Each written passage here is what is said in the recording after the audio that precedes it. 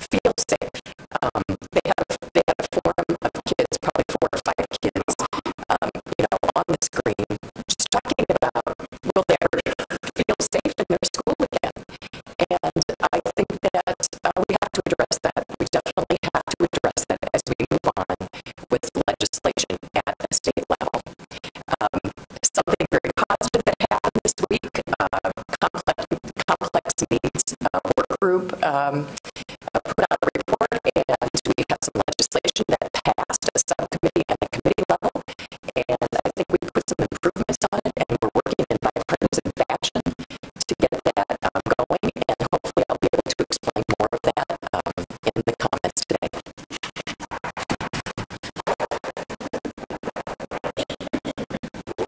My name is Louis Zunbauer. I represent House District 95, which is most of the rural area of Lynn County.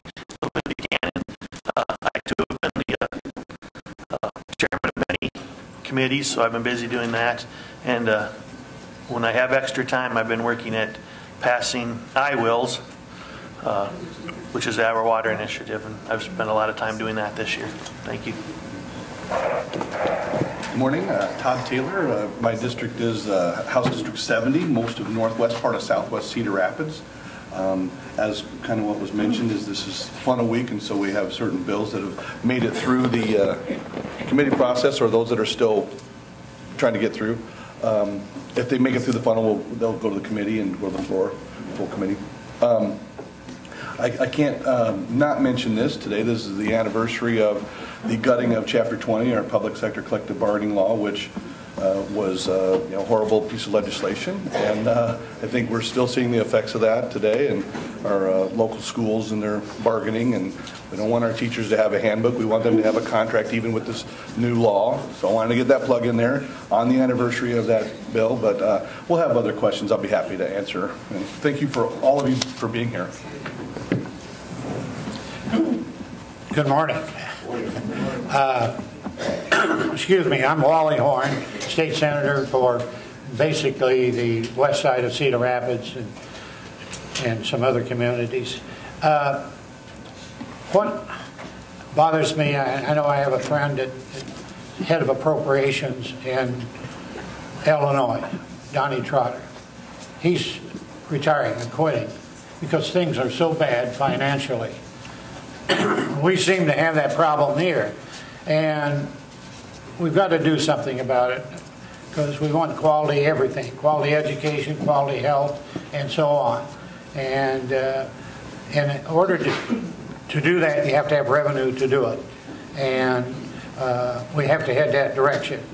I know that I've said this before, that I was here when we had 3% sales tax. I voted for 4, And I was here to vote for 5. I voted for 6, and it doesn't seem to catch up with itself. I don't know what kind of rules you need to make sure that your revenue source and your expenditures match up and keep in the same order. So anyway, 15 seconds. Thank you. Good morning. I'm Rob Hogue, State Senator from Cedar Rapids, and it's good to see you all here. Obviously, this week was the funnel week, and there were a lot of hot button issues that came up. I happened to get into the bill, was on the bill that they brought out of the Senate Local Government Committee, that so-called Religious Freedom Restoration Act, as if people in this country and the state aren't sort of free to exercise their religion. It's really about discrimination in the name of religion. And there were a lot of issues like that, and we can get into them one by one, but I want to emphasize that I still think the significant issue pending in the legislature is these mid-year budget cuts to the universities, community colleges, courts, corrections, human services, the DNR, Ag Department. And after 8 years in Branstad and Reynolds, I'm wondering, why is this happening? I personally think these mid-year cuts are unnecessary. I don't think we need to do them. But what I want you to know is they hurt. We had testimony in Justice System's budget last week that recidivism and crime is up in Iowa. And one of the reasons that is because they've cut corrections so much that we don't have the ability to, they're forcing more people out of the prisons and then don't have the ability to supervise the people who are being forced out of prisons and giving them the support. So these issues really matter.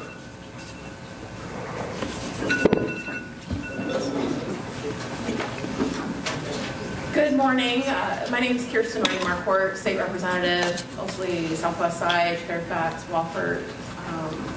I also had a busy week, just like many of the other legislators who are sitting up on this board. First, I want to thank you all for being here. It's critically important that people participate in their government, and you all are doing that, and things are healthy here in Linn County because of that reason, because we can have, discourse, back and forth, communicate, and I really appreciate the League of Women Voters for providing a forum for this to happen in. It does matter. I don't want to repeat what anybody else says, but I do want to let everyone know that there are two things. One, there's going to be a public forum, a public hearing, to go over some of the cuts that in the de-appropriations bill that Senator Hogue was just talking about. It's a public hearing. It's going to be at the Capitol Monday at 11 a.m. And so some of the proposed cuts dealing especially with the regents and corrections, and there's a whole list of it. If some of those, if you've seen those and they have affected you in your life, we'd like to hear about that, and you have an opportunity to speak publicly if you can sign up in time. I also just wanted to say that, I know that we don't always agree on everything, but I do appreciate the Linn County legislators in a bipartisan way, that we do communicate with each other and we do work together on different issues. And I really appreciate that, and I want you guys to know that, because when we're here in front of you all, we might disagree on things or disagree on how we see the world, but many of the Linn County delegation, we aren't able to sort of sit down and work things through, and I very much appreciate that. Thank you. Friends, I've had a note asked to pull the microphone closer to your mouth so you can be heard. Good morning. You're welcome to take it out of the stand and hold it in your hand if that's easier.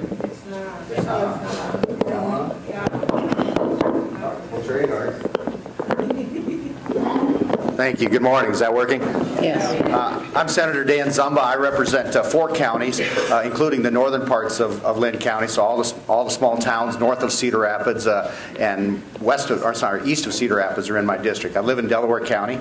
I'm the chairman of the Senate Agriculture Committee, and we've been working on several bills in the agriculture, but more of the bills that are going to affect the wide part of folks in the state of Iowa are coming through Commerce. I sit on Commerce. There's a couple of really good insurance bills that are going to help some folks get covered where they're not fitting on the Affordable Care Act side of it, and they can't afford the private insurance that's available. And this involves mostly people that do not have or not getting insurance through their employment. And there's a huge cliff there where I know one family, it's a father-son operation, so they're separate, but they work together. The son is paying about $25,000 a year for an insurance policy that covers very little, and the dad is paying about $35,000.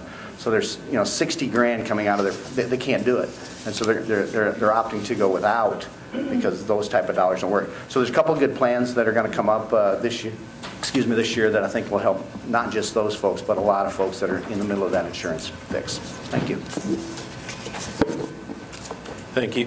Thank you. I'm Representative Art Stade from Northeast Cedar Rapids. And first of all, I want to commend all of you for being here and participating directly with your legislators. And I want to thank you, too, for all of the input that you've sent, particularly by email, telephone calls, letters, this session. I've really appreciated the input and your encouragement as well, so thank you for that. I want to reiterate what Senator Hogue had mentioned, that we really, really need this year to get a handle on the budget and the revenues. We can't continue to cut and cut deeper to balance the budget off of the people who need the services the most. And we just have to get that in order. I hope that Republicans in the House and Senate are willing to get together with Democrats, do some reforms so that we put the House in order, so that we can fund education and mental health and our Medicaid and all of the other kinds of issues that are so important and significant to all of us. Thank you. Good morning. I'm State Representative Ashley Hinson. I am House District 67, Marion, Hiawatha, Cedar Rapids, and Robbins. Apologize for not being able to be here last month. I was actually with our moderator in Des Moines helping with 50-50 in 2020. That's the organization that's trying to get women elected to office, and it was a good group, a bipartisan group, half and half, actually, Republicans and Democrats. So it was a great thing to be a part of that. Just wanted to run you through kind of some of the bills that have been priorities for me. My number one bill that I worked on in the interim was SAVE, extending the tax to help our schools with infrastructure. We got that passed through our education committee this week. Yeah, that was an exciting one. And we do have some changes to that to make sure it's more accountable. We want to make sure that money is going to our schools so they can be safe places, obviously, before, let's say, a stadium is built. So we've put in some of those caveats to control some of that money, which I think was important. I am the manager for Emma Lee's Law, which is basically we're trying to close a loophole when it comes to hit and run crimes. If you leave the scene of an accident and you find out later that you killed someone or hurt someone, gosh darn it, you should report that. And we have changed that so that it will hold those people accountable and they can't hit and run and get away with it anymore. One thing that's passionate for me, I am trying to put a victims' rights amendment to our state constitution. Victims should have a say in the process as well. I'm a firm believer in that. We got that through our Judiciary Committee this week. As far as recidivism rates go, I serve on that committee with Senator Hogue on the budget sub there, and I have two bills that I have been pushing through to try to look at graduated sanctions. Can we catch some of those people before they end up back in prison, and then hopefully helping employers get some of those people hired. So those are what I've been working on. Thanks. Thank you. Thank you. Now we will begin with the questioning that is issue specific. The first question coming from our Civil Rights Commission, and we will begin with Senator Mathis. And what would you do to increase a multi-generational workforce? Well, I think that we have been trying to address in the last few years bringing about increasing skills for workers who are older. So maybe they've left the workforce and they want to enter the workforce again. And our community colleges have been very involved in creating curriculum that will address the upskilling that people re-entering the workforce and who are in the workforce and want to move forward. They've been addressing that for several years. The governor has a workforce piece of legislation that she is asking everyone to support, and taking a look at it, it has some good pieces to it. But again, the community colleges need support. They've been really doing a lot of this work all along, and it looks like it's a repackaging of what they're doing. It also, the governor's legislation also kind of dissects the Kibbe grants. Senator Kibbe was a Democratic senator and long ago kind of the grandfather of, one of the grandfathers of the community college program. it opens that KIBI grant, renames it, and opens it wider. And there are already 5,000 people waiting to get that grant scholarship so that they can go back to college or upskill.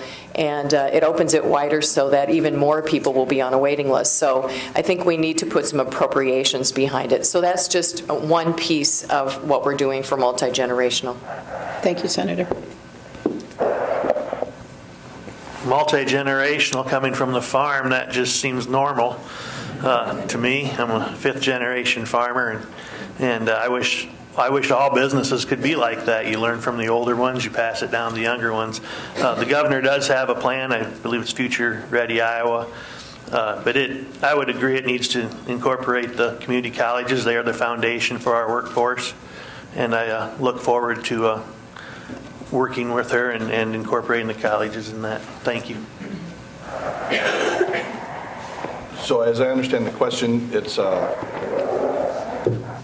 support multi-generational workforce.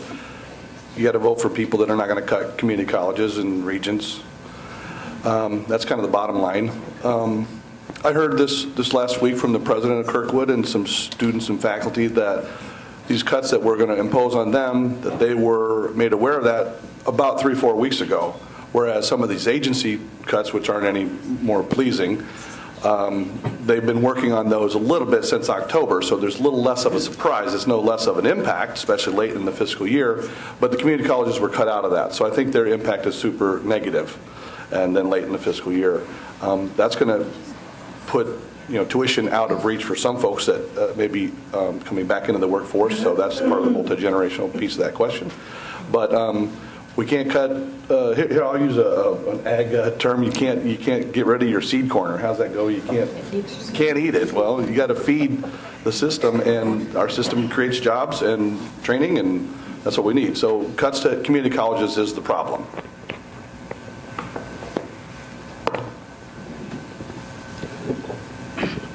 Well, a couple thoughts. First of all, I mean, this is one of the reasons why this so-called religious freedom bill is not good, is because if you pass something, can you hear me?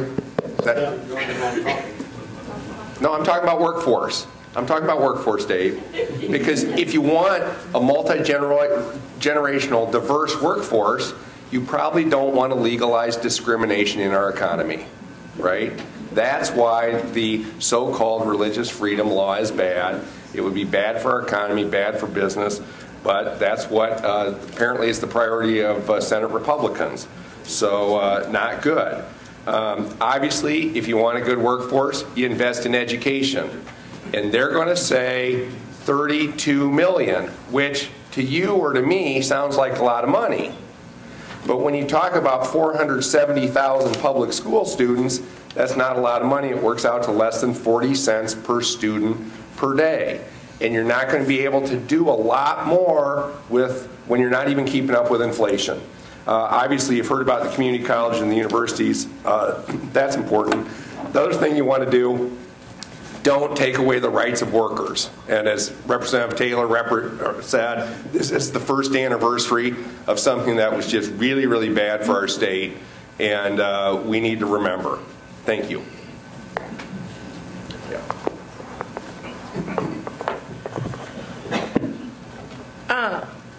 So I'm excited, number one, that we're talking about workforce development, workforce issues. It's not always the most sexiest topic at forums to talk about or what people really want to talk about, but we really need to do a couple things. One, we need to not only invest in community colleges and then our regents, but we need to invest in them in a way so that we show them why it's important for them to stay here and be a part of Iowa's great future, and that they're critical to that.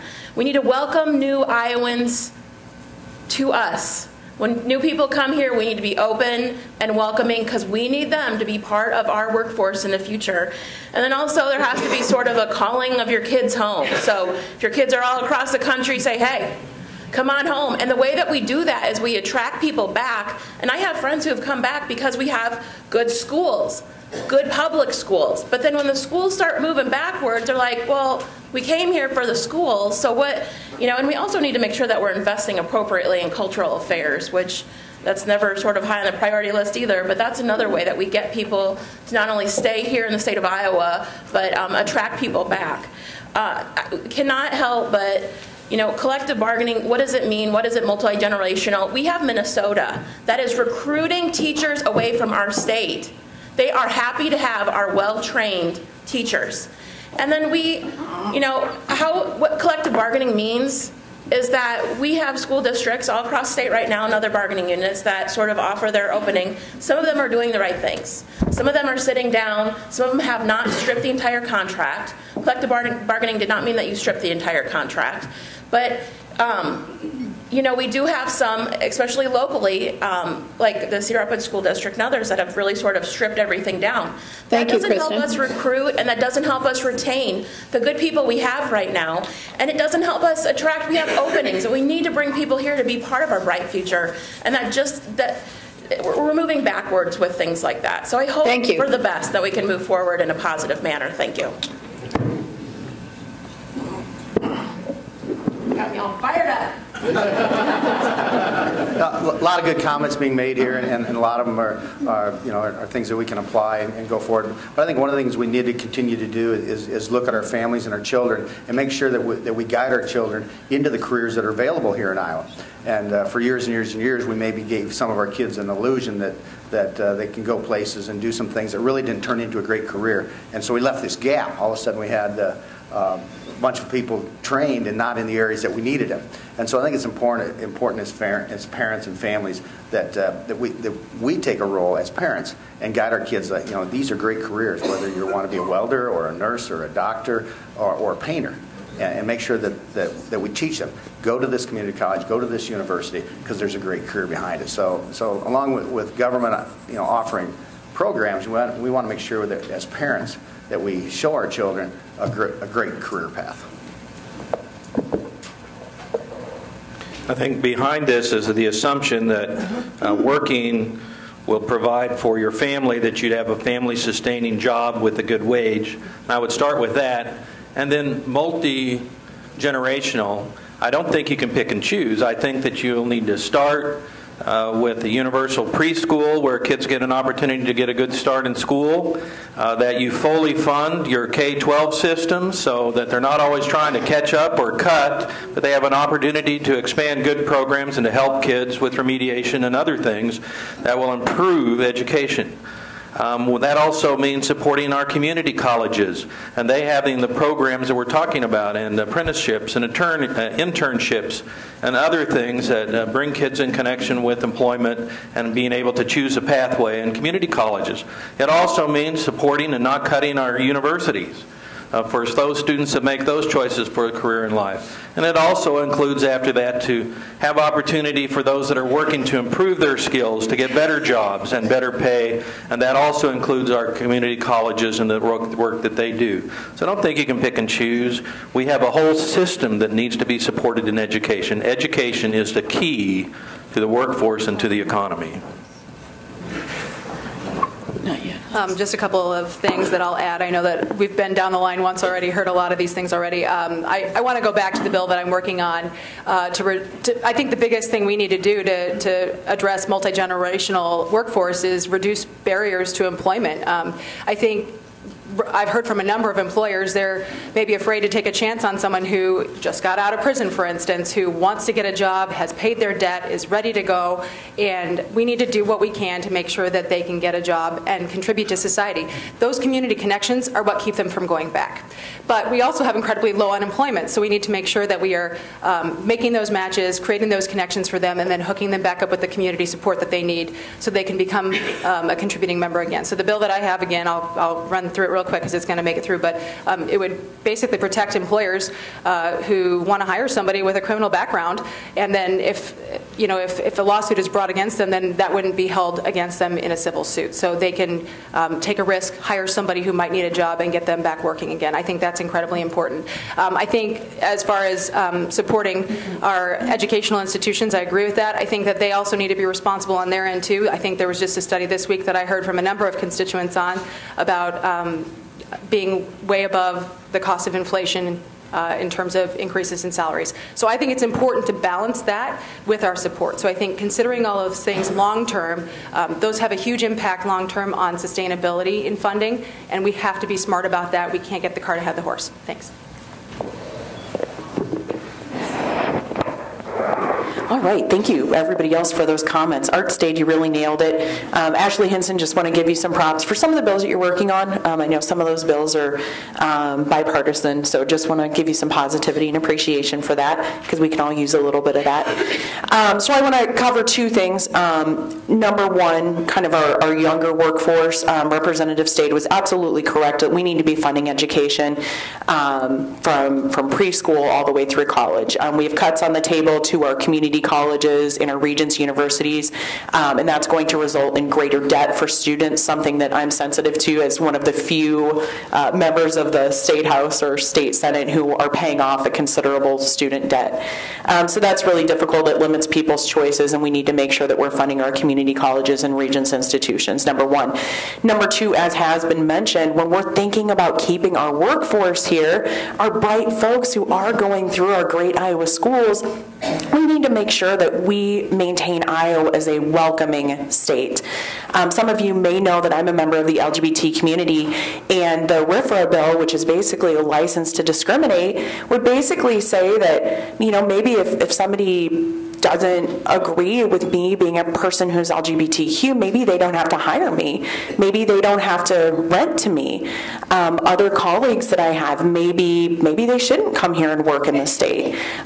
So we absolutely should not go in that direction. And then my final thing is that it should be noted that since about 2011, we've actually cut 244 jobs from workforce development. So this issue of making sure that our revenues are sufficient to make sure that we can get folks going in the direction they need to go is crucial. Okay, as you might imagine, there were a number of questions relative to gun safety, violence in schools. We'll start with Representative Zumba, and I'll kind of let you pick and choose what you want to respond to in this multi-pronged question. It runs from why does anyone need to have an AR-15 for their personal use, to when are you going to ban all assault weapons, to do you support retaining Iowa's current background check and permitting system? So pick and choose. That's a wide choice. Yeah, that's right. Boy, I'd almost ask for you to give me that one more time. But I'm not going to. And I'm going to, can I add my own choice that kind of rolls them in together? Knock yourself out. Obviously, the events that happened this week, gun was the weapon of choice of that person. I have a bigger issue with that, which I'll just bring it up, and it does have, it incorporates a bill that I've been working on since I was elected. I think mental health is what enters into this as much as your weapon of choice. And I think it's poorly funded in the state of Iowa. We need to do something else. I think it could be incorporated with the sales tax increase, which is where I was at with the I-Wills part. And I think many of the outrageous things that happen across the country when it comes to gun use, especially at schools, has an underlying problem of mental health in it. And I'd love to go into it more, but we're pretty limited. But I think we need to start there. Thank you.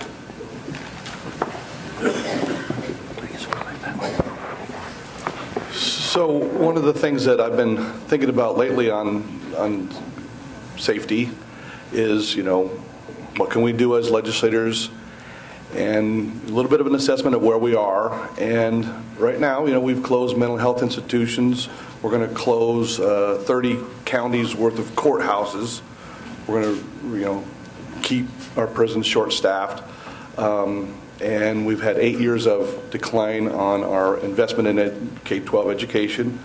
And you know, these aren't exactly easy to connect the dots, but I'm trying to make the point in my thinking here that, you you know, a lot of people don't want government to work, and they don't want systems in place to help people with needs, whether they be counseling or mental health or other aspects.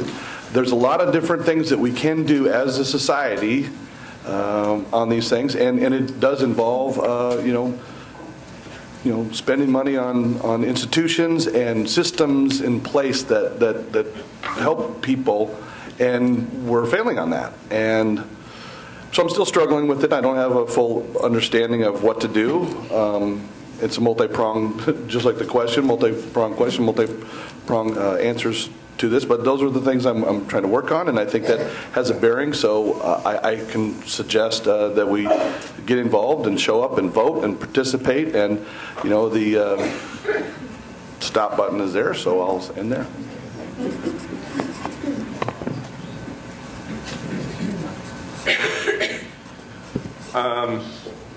Well, obviously just an extraordinarily painful week with what happened at the high school in South Florida. One of the things that I mean, obviously, legislation, I'll get to that hopefully in just a second, but I just want to make an observation. I think we need to talk more about the victims and the perpetrators. And one of the people I really want to focus on was, it struck me yesterday as I was reading this, I'm sure you've all been reading about and watching it, 14-year-old girl, Elena Petty, and the picture that the Washington Post used of her on the article was her participating in disaster relief after Hurricane Irma, right? And isn't that what we want our kids to be doing, 14-year-old kids to be embracing sort of community service? And she's just one of them. I mean, it's just heartbreaking stories. There are 3 firearm-related concepts still pending in the Iowa legislature. Number 1 is a constitutional amendment that would be broader than the Second Amendment. I think that's a mistake. I think you need to preserve the rights for a future legislature to enact reasonable gun regulation under the Second Amendment. Number 2, there's some firearms in courthouse legislation. The court said no. And then number 3, transporting firearms to schools. And number 4, I hope the permitless carry legislation, statutory permitless carry legislation that did not come out of committee in the Senate on Thursday, will not show up again later. Thank you.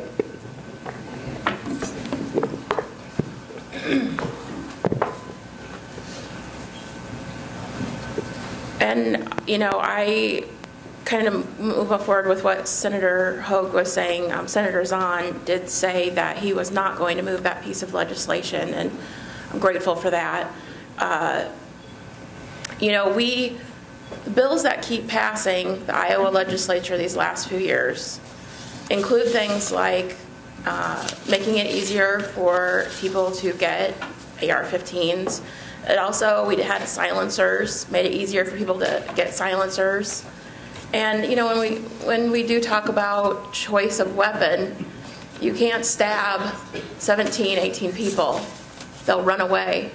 And so when you have an automatic weapon, it's a different choice. It's a killing tool. I mean, it's a tool, it's a gun,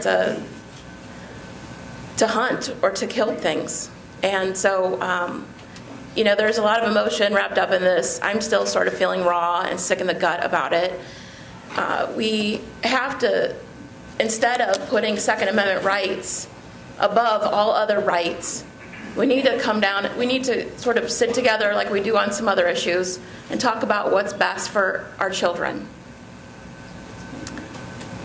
Thank you.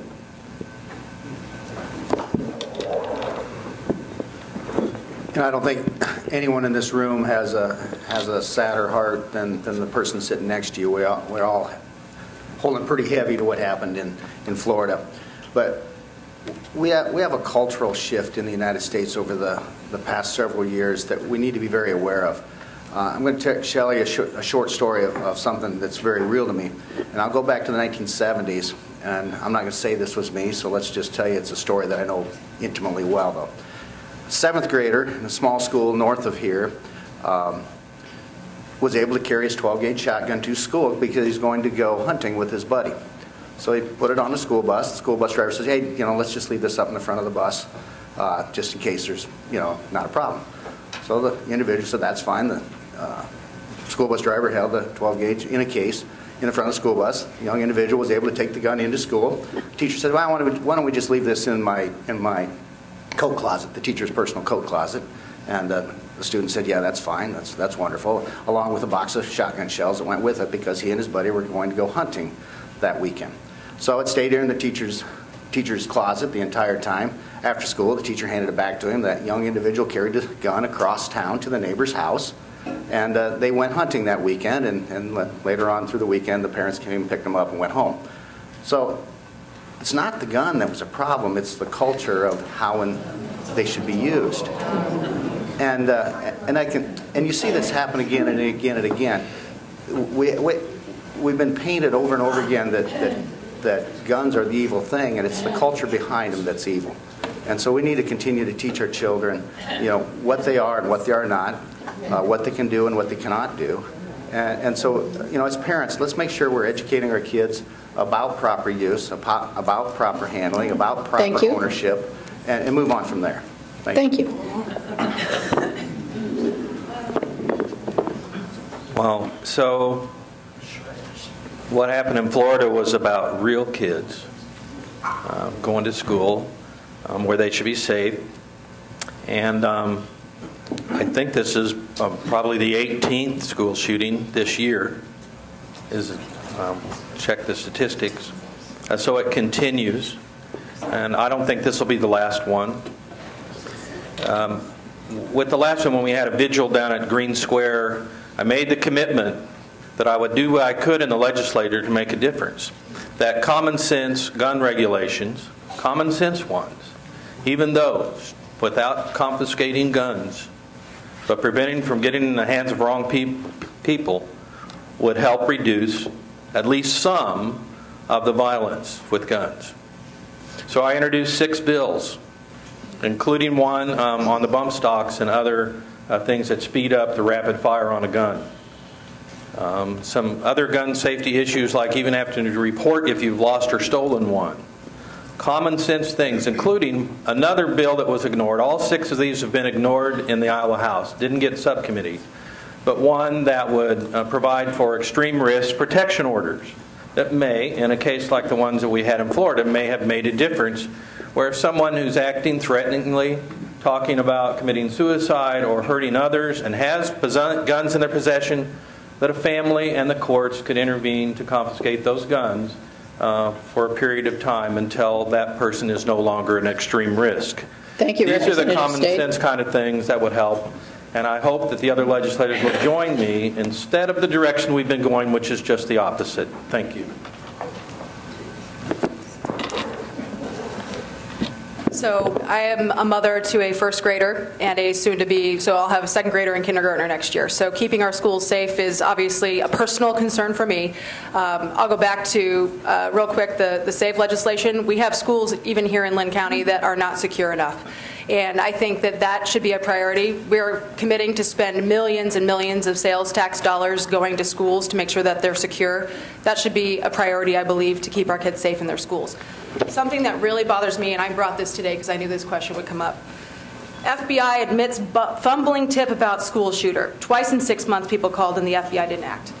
So we have another problem in addition to all these other things that we're talking about, that people are noticing that people have problems and they're saying something and things are not getting done. And so I think we need to take a close look at how we're keeping an eye on people. If you see something, say something. People, I know, I've heard people say, oh yeah, something was bothering me, but I didn't say anything because I didn't want to, make a problem. Well, we got to get over that culturally as well. And I think that's really, really important in addressing a lot of these other issues as well. But this was really what stood out to me when I saw this in the paper today as a mother and as someone who wants to see oversight and making sure things are doing what they're supposed to do. That's one step that I think we need to take. All right, this is really important. The NRA is framing this as a mental health issue. Okay? Interestingly, though, the president actually did away with a rule last year that would have stopped folks who are potentially dangerous from owning weapons. That's strange. It's really, really important to know. Here's one study indicating that only 22% of the perpetrators of mass shootings could be considered mentally ill. They think that's really difficult for us because we think, oh my gosh, if you would do something so horrific, you must not be in your right mind.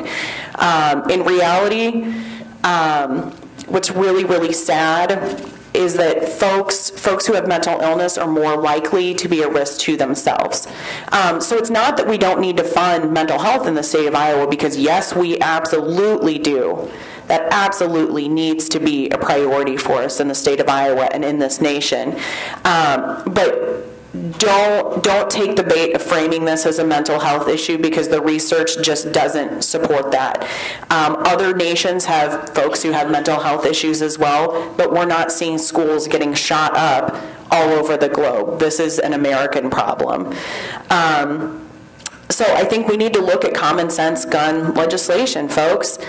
I sat on the subcommittee for House Joint Resolution 13, a constitutional carry bill that would make it really difficult potentially to enact just common sense legislation. So please, if you take anything from that, it's that don't believe the hype.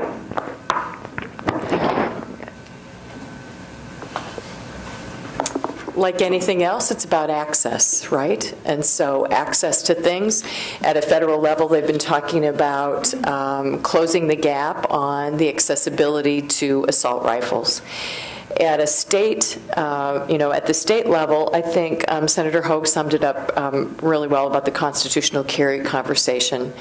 But I would like to talk about the mental health piece of this, because last week we had parents Leslie and Scott Carpenter come to a subcommittee meeting, and they are afraid of what their son is going to do. Joan Becker and I worked on a bill 2 years ago so that it would give parents more access to decision-making around their children's mental health condition, because she just didn't know the extensive medical record of her son. She wasn't availed to that. Leslie and Scott Carpenter have helped to broaden the court committal section, or committal by court section of 229, which is the description of mentally ill and those who need some extra help, to broaden that to help more people. So in this case in Florida, people were giving tips, and they thought this gentleman was, there were problems with him, maybe problems with mental health. They had multiple calls to their home. It's all of that combined. This person, I'm sure he will be evaluated for mental health, whether he turns out that that it was or not. But it's all of this combined. It's not just one thing. And every case is different. So I would say we try to do whatever we need to do around gun safety. And we need to consider children here. Like I said at the very beginning, oh my gosh, they're going to be scared to go to school. It's one thing to do a tornado drill, but it's another thing to do an active shooter training drill. I mean, that's very, very different. So it's very complex, multi-layered, and I hope that we can solve some of these crises soon. Thank you. Our next question has to do with women's health and the pending bill known as the Fetal Heartbeat Bill. Representative Zumba, if you would like to give your views on that bill. Oh, is it Todd's turn? Yes, it is. Todd, you dodged the bullet, if you'll pardon the expression. Woo! Good job. Well, I think the fetal heartbeat bill is unconstitutional, and I think the fetal heartbeat bill is unconstitutional, and that's pretty much sums it up right there. And we're going to be seeing several. If this bill, advances and continues to advance, it could be attached to other funding bills later in the session, and so something we got to watch out for. And we've seen a few years of declining access for women to have access to quality health care, and that's a problem. So I don't think we should pass on unconstitutional bills.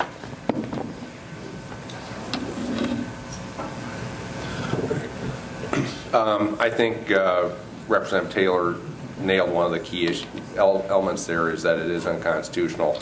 But I think just thinking about it as a policy matter, regardless of what a person's personal beliefs might be, we're really talking about who should make these very difficult decisions. Should it be government officials, or should it be the woman involved and her family and her doctor? And I think I will leave it at that and just say I'm not in favor of the legislation.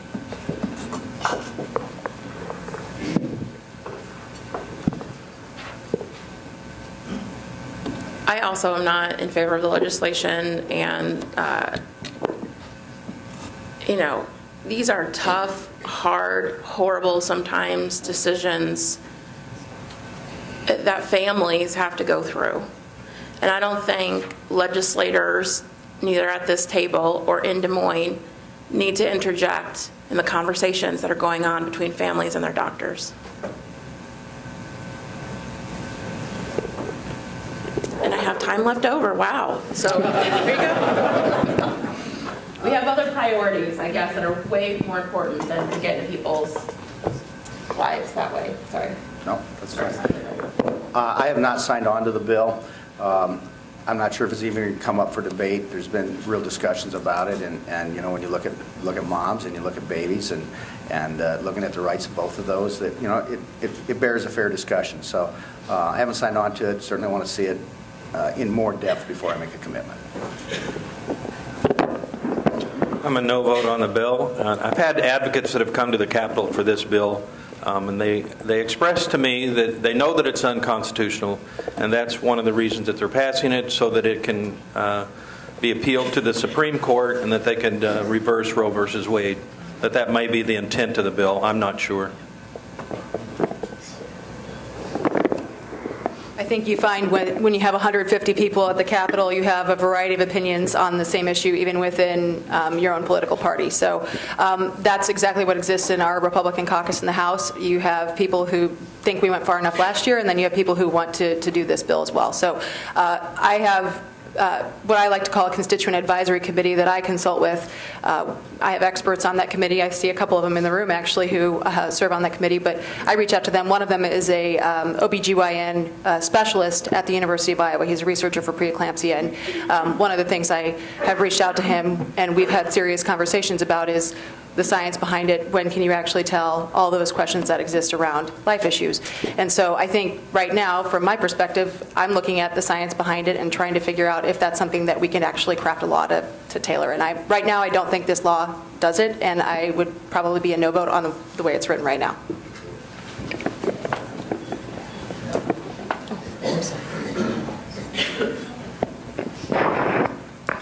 The legislature has no business interjecting itself in the most private, personal decision that a woman can make with her doctor. So that's number one. Number two, this bill is extremely concerning for another reason, which is that the University of Iowa could lose their licensing to train obstetricians. That will result in fewer obstetricians practicing in the state of Iowa, particularly in rural Iowa, where we already have a shortage. I watched the video of the subcommittee for this bill, and it was just so apparent to me why legislators should not be making medical decisions for women, because some of the senators on that panel seem to think, hey, well, if that was the cost of losing it, that would just be fine, because they just can't think of any reason, why somebody would need to terminate a pregnancy. We know that pregnancies can be very dangerous, and that is why that is a personal, private decision to be made between a woman and her doctor.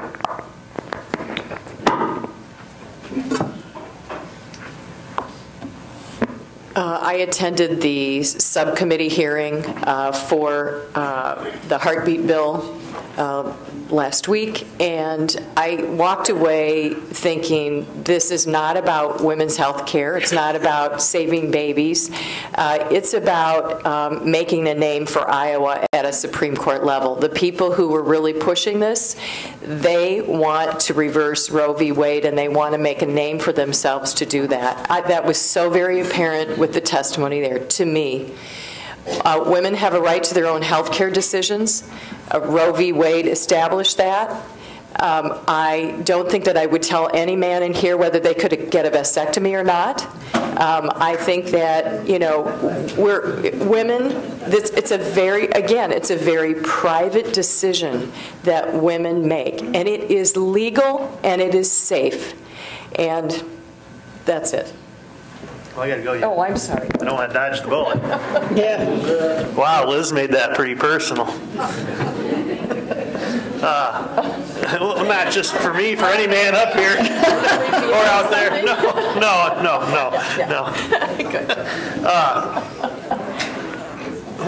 Well, I almost forgot what the question was there. Do you support the heart? Last year, I did a forum in Mount Vernon, of which many of the people there asked that I do my own research on Planned Parenthood. And I would say that I did do that, and I will do the same thing with this bill. One thing on a personal note, when I became a legislator, and I sat in that room, we were talking about Planned Parenthood at the time, but I'm the father of 4 daughters, and that certainly, that's why somebody made this real personal.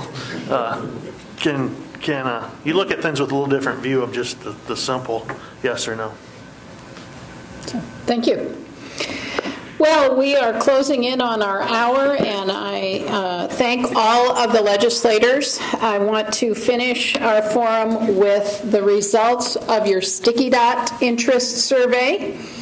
I think it should come as no surprise that the #1 concern had to do with mental health funding, and that 87 people agreed that they wanted more mental health funding. And legislators, you'll get a copy of the results here. The second concern was more funding for K-12 schools and for colleges. 71 people said that was a concern. The third issue had to do with reproductive rights for women, and 70 people agreed that they wanted full reproductive rights for women.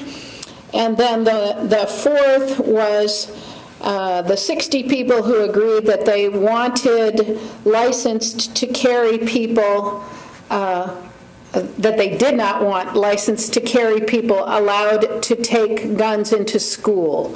60 people said they did not want that. We appreciate the participation of the audience. Thank you again for being here. I know that there were many, many questions that did not get answered, and if the legislators will avail themselves of a little more time with us this morning, we thank you in advance for that. A reminder that our next forum is in March. That's on St. Patrick's Day. We're smart enough not to be downtown. Remember, we're at the Kirkwood College Regional Center on Boyson Road in Hiawatha at 10:30. So we will see you next month, and thank you again, everyone.